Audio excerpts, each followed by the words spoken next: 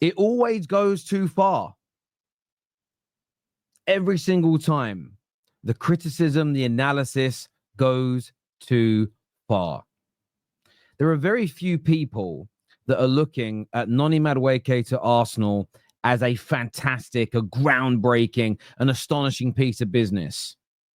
Norgard to Arsenal at the price, I think, is considered a better use of Arsenal fans' money.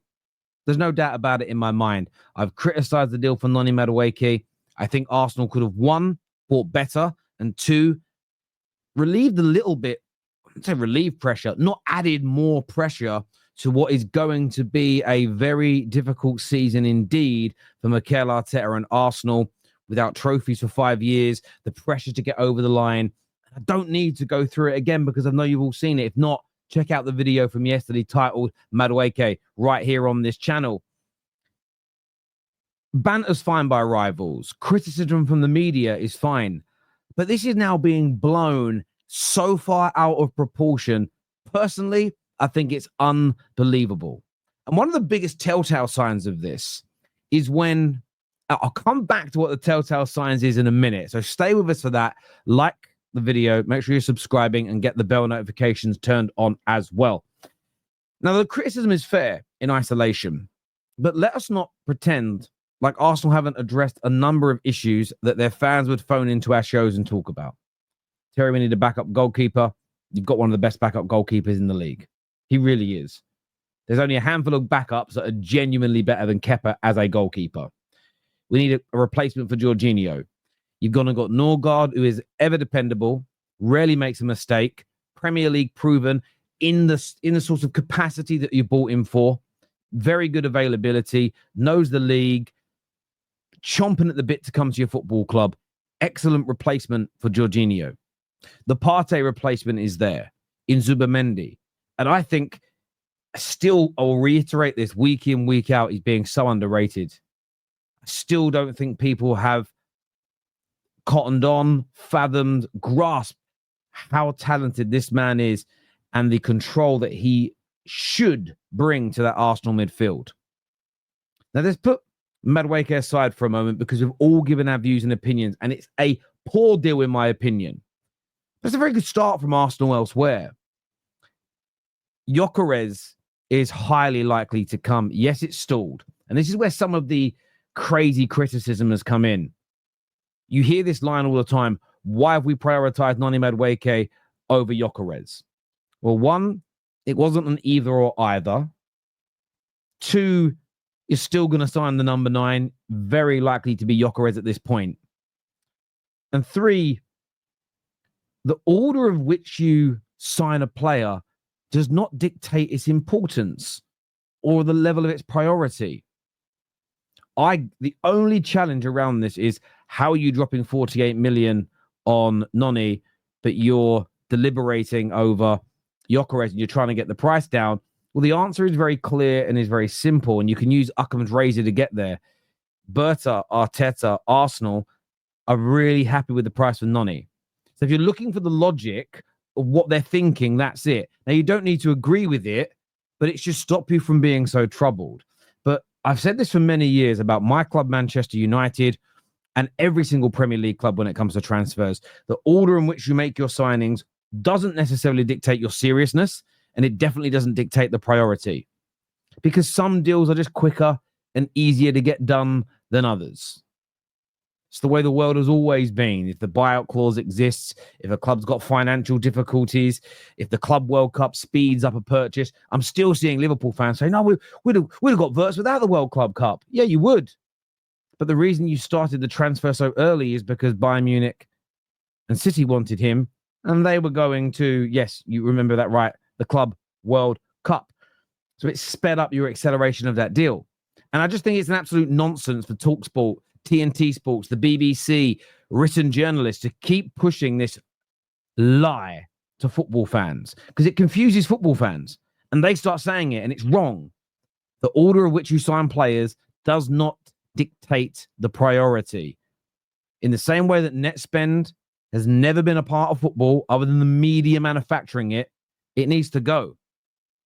The other element for me, and I spoke about this earlier, how you can tell that people don't really mean what they're saying, is this notion of Arsenal were a joke. Even Spurs are making them look bad. They're not. I agree, Kudus and Gibbs-White, if it happens, are very good signings.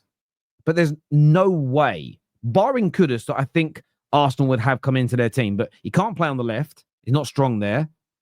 I think no Arsenal fan would pick Kudus or Gibbs-White in that 10 over Eze, who they're very likely to get, who, by the way, Spurs wanted before Gibbs-White, but stepped away from him because Arsenal got involved. And he isn't going to start on the right for Arsenal because Bukayo Saka's there. Now, I do think he's better than Noni Madueke, but the idea that Spurs are showing up Arsenal this transfer window right now, it might turn out to be true. They go and get Belieber and they get Wharton and they sign Visser and it clicks, then maybe that conversation could be had. But Arsenal have signed Zubimendi. They're very likely to get Eze. They're going to be getting Gyökeres. I'm seeing mainstream media outlets push this nonsense. And it is, for me, it is irresponsible at best. And I saw it today. Chelsea fans ripping into Arsenal again. You're this, you're that, you're the other. And I get why they're going to banter. And they've got a right to. And it's funny, some of the things that are being said. What Don was saying today on the show, I laughed at because it is humorous. It is comical. And I enjoy like laughing at fun fan content. However, this is where Arsenal fans have got to stop losing their mind over being bantered and maybe grow some slightly thicker skin. Ask those same Chelsea fans, ask those same Spurs fans, do you think you'll finish above us next year? None of them will give, very few of them. So I don't want to say none. I want to address myself there. The vast majority will skirt about the answer or say, I can't answer it now, or the word no. So as much as you're being ripped into right now, this isn't Armageddon. The world isn't about to end. Granted, if Eze or Gyökeres fall through, there's a problem. There is still then the possibility of Rodrigo or another player on that left-hand side. Let's wait and see what happens in that regard. But this idea that's suddenly being painted that Arsenal's window is a disaster, it means there's going to be a problem going into next season, I think it's a laughable opinion. Arsenal, for me, have done nothing but shore themselves up for a title race next year. Eze Gyökeres coming in, and by the sounds of it, they want him in for their pre-season tour. They could be raring and ready to go for the start of the new season. Could there be a late opportunity for a player like an Anthony Gordon or a Leao, depending on who you like, or Rodrigo? Absolutely, there could be. But I think what's gone too far is this idea of criticizing and maybe laughing at Arsenal for making what we all agree is a poor signing in Madueke. It's almost eclipsing what is shaping up to be a fantastic summer window. And in the end, he may be too pricey.